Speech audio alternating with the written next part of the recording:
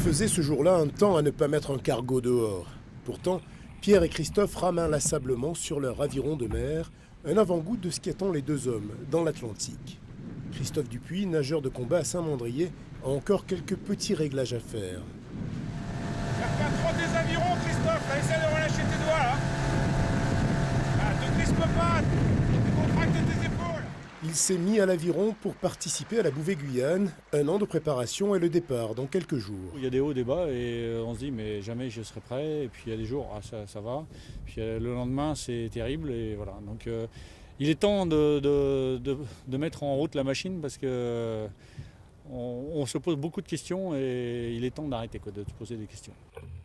Christophe le Varois et Pierre le Marseillais ont travaillé ensemble. Le bateau de Christophe est à Lorient, alors il s'entraîne à l'Estac sur celui de Pierre. Belle complicité entre deux compétiteurs. Pierre et Christophe auront le même routeur pour rallier l'Amérique du Sud après 40 à 60 jours de rame. Donc Dakar, Cayenne, 2600 nautiques, 4700 km. Passer une ligne, franchir l'autre. Donc ça c'est mon but affirmé. Maintenant, au milieu de la course, vers là, hein, en fonction de la position au sein de la meute, oui, il y aura la gagne qui va rentrer en jeu. Départ de Dakar le 29 janvier. Pour Christophe, la traversée de l'Atlantique sera l'occasion de préparer un autre passage. Sa carrière dans la Marine nationale prendra fin au mois d'août.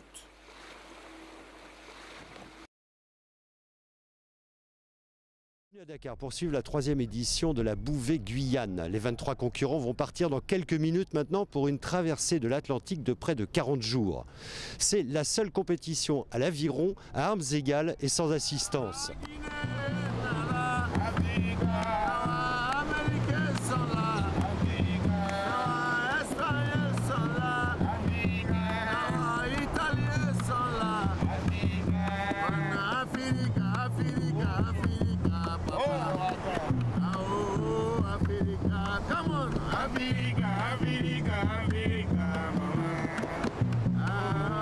Fin janvier, à quelques jours du départ du Sénégal, la plage de Ngor vit au rythme de la course. Rameurs et préparateurs s'affairent sur les derniers réglages.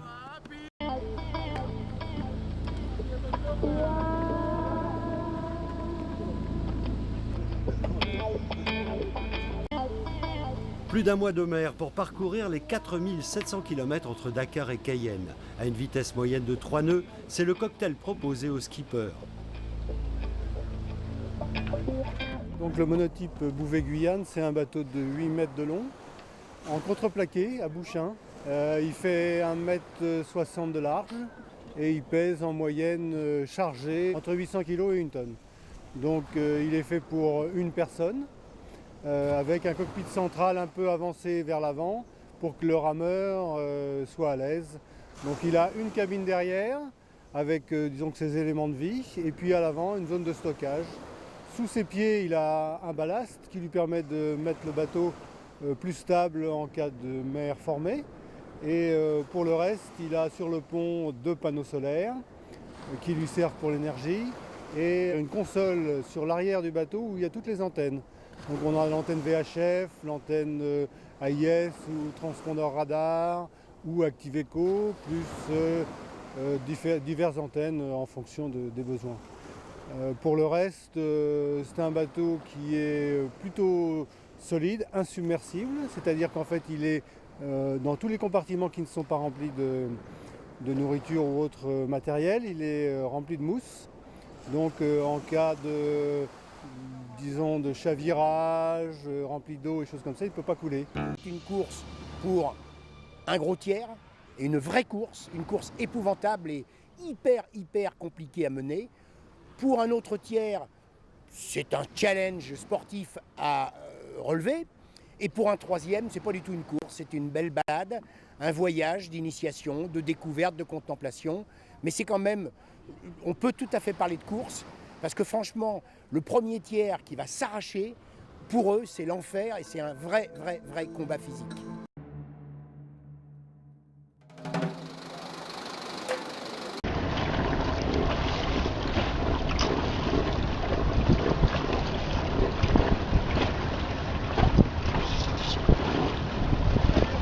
c'est bien, ça lui permet de faire ses réglages.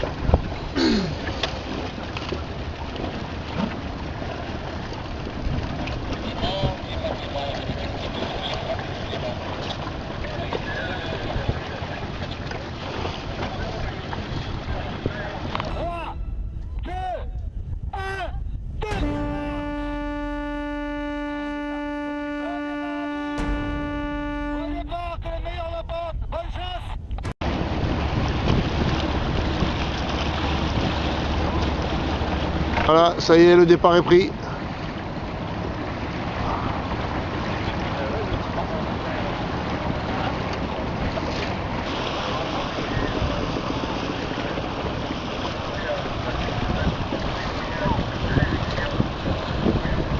Quelque chose là tout à l'heure, c'est dingue parce qu'on regarde ça nous comme un peu, mais c'est dingue, ils vont en Amérique quoi. Hein, c'est pas pour rire là. Hein, c'est étonnant quand même de se dire que là ils sont partis pour 50, 60 jours peut-être, à la force des bras tout seuls.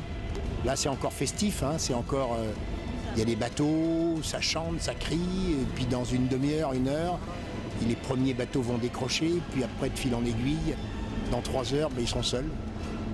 Seuls, une espèce de saut dans l'inconnu, c'est très émouvant. Rapidement, les concurrents profitent d'un vent de nord-est modéré pour suivre une route plus directe. Seuls Benoît Souliès et Christophe Dupuis remontent plus au nord. Ils redoutent que ce vent de travers les décale trop vers le sud. J'ai essayé de dormir pendant 2 heures la première nuit pour me reposer. Et là, on va attaquer 2 heures de rame pour aller gagner encore toujours vers le point de Waypoint. Voilà ce qu'il se passe lorsqu'on ne rame plus. Les bateaux portés par les vents du nord-est descendent. Une entrée en matière difficile pour certains. Du deuxième jour, on a atteint pile poil le waypoint conforme aux routeurs. Et on est chié comme un turc.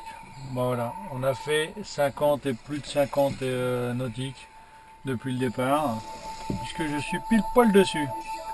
Le prochain à 50 nautiques aussi. Au classement, ce début de course, Jean-Jacques Gauthier mène devant Henri-Georges Gider et Pierre Verdu. Mais les écarts restent très faibles. Une journée de rame.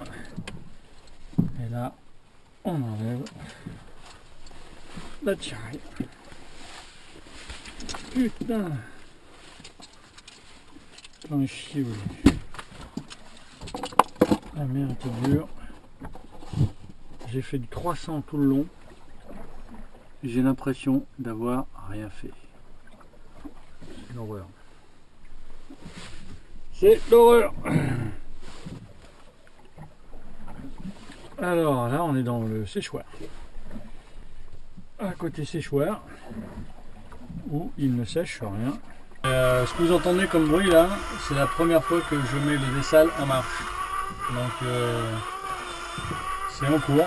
On va voir ce que ça donne. Mais attention, un peu faible. Le soleil est pas au rendez-vous, c'est pour ça. Je vis un peu dans le noir. Parce que j'ai plus trop de batterie. Donc je fais tout à l'économie. Je minimise au maximum l'électricité. Donc seule marche la VHF et les chargeurs pour le téléphone, car je vais être joint par la course, le PC course. Voilà, on est le 7e jour. Donc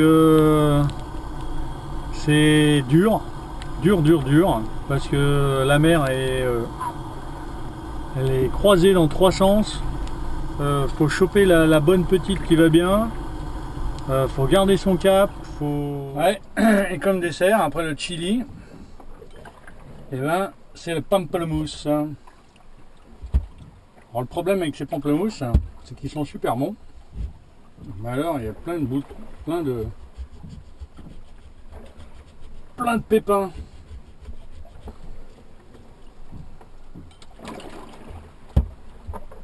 Faut vider tous les pépins.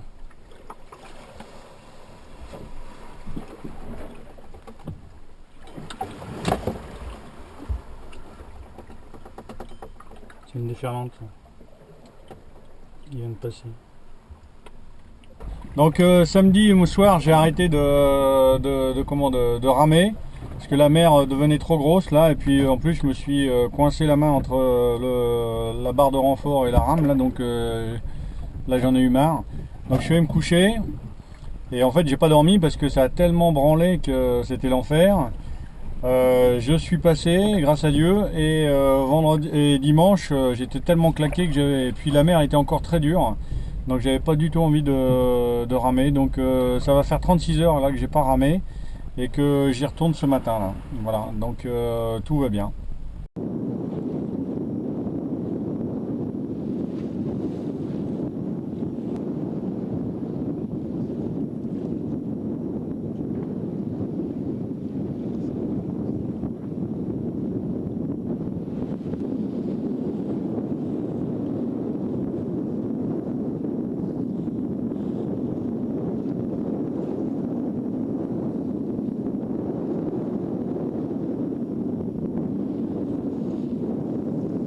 J'ai eu la visite de l'étoile magique ce matin. Vision assez dantesque vu qu'on était dans la brume et qu'on ne voyait pas un nautique. Alors même un nautique, un demi-nautique. Donc c'était super sympa. En plus ça m'a fait plaisir, j'ai vu Pascal.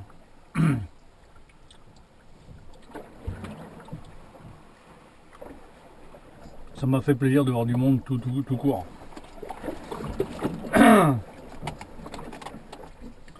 Ça fait tout drôle quand ils sont partis par contre.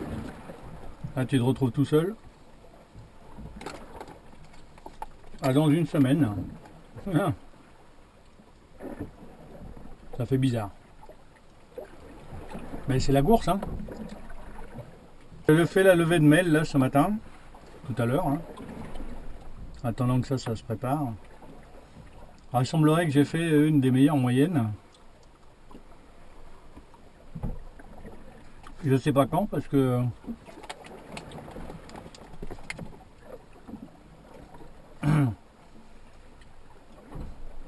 j'ai pas eu l'impression de forcer quand même. Et là sur une heure j'ai fait 3 nœuds 4. On verra bien. Le but c'est d'arriver de l'autre côté. Hein. Effectivement le plus rapidement possible. En prenant la meilleure route. Ça sert à rien de tirer comme un bœuf sur le bois mort. Si je prends 400 km dans la rue. Ça me branche pas des masses. C'est sûr, je fais pas le point dans les règles de l'art. Mais c'est juste pour avoir une indication sur la carte.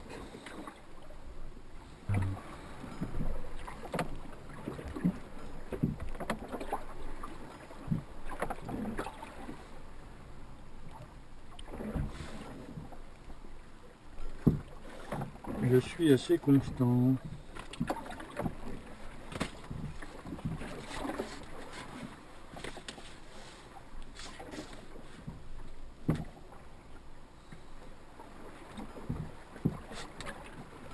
Grosso merdo, on est au 247. Voilà. Donc, je ne sais pas si vous voyez, mais on est arrivé là. Je ne sais pas si ça donnera grand chose la nuit. Et voilà un peu l'ambiance dans laquelle je vis. Parce que merde. Parce qu'il n'y a pas de batterie. Aujourd'hui j'en profite pour faire de l'eau. Parce que il y a du soleil. Il y a assez de tension pour faire marcher le dessal dans de bonnes conditions. Donc j'en profite. Alors ça va être un peu long aujourd'hui parce que je vais en faire quasiment 12 litres. Ouais, 12 litres. Mais au moins ça me permet d'être tranquille pendant 2 jours. Sans avoir à me soucier du temps, de savoir s'il va faire beau ou pas. Donc et je vais pouvoir mettre après les batteries à charger.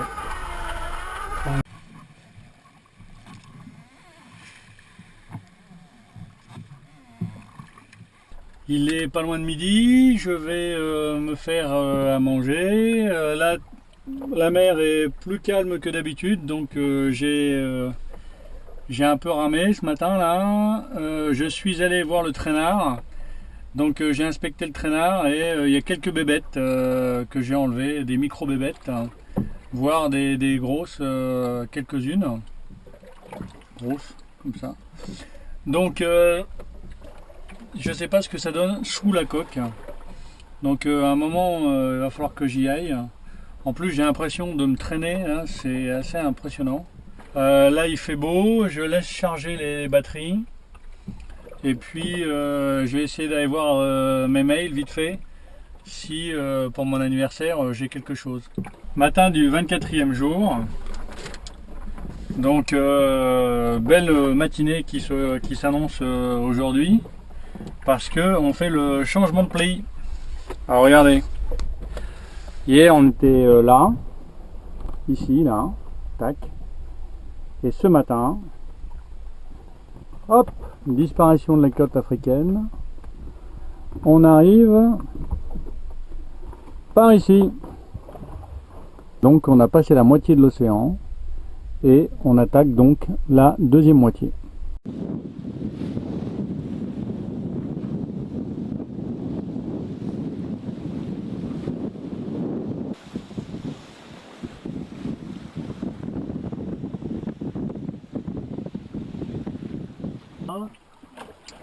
Après avoir pris son bain, j'ai nettoyé la coque. Et ben, qu'est-ce qu'on fait aux enfants? Et ben on leur coupe les ongles. Voilà, on laisse passer le grain. Vous pouvez le voir, c'est le grain qui est là. Donc j'espère que vous voyez quelque chose. Donc là on laisse passer le grain. On retourne tranquillement aux avirons. Donc là ce matin, super coup de fil avec Pierre Verdu. Et donc on va essayer de se donner rendez-vous là, si vous voyez le point là, sur l'écran, ce soir, dimanche 36e jour. Donc là je vais me faire des pâtes.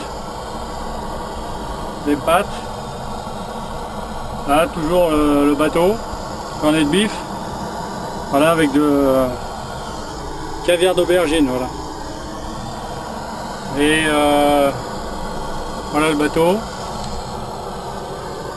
Voilà, il fait chaud, quoi. Il fait particulièrement chaud. Donc tout va bien, le bateau ça va, on est au 270. Là on va direct sur la côte pour rejoindre au plus vite la Guyane. 40e jour de course, donc il nous reste encore plus de 60 nautiques, donc j'espère bien arriver demain. Ce soir ça aurait été, c'était un petit peu orgueilleux, surtout que j'ai pas réussi à maîtriser le bateau comme je voulais, donc c'est vraiment pas simple du tout. Donc là, dernier pamplemousse pour, je l'espère, le dernier jour de course. Voilà. Il fait chaud, l'eau a changé de couleur. Et puis, cette nuit, on a réussi avec Pierre à se voir hier soir. Après, on a vu quelques tapouilles. Donc, c'était vraiment génial.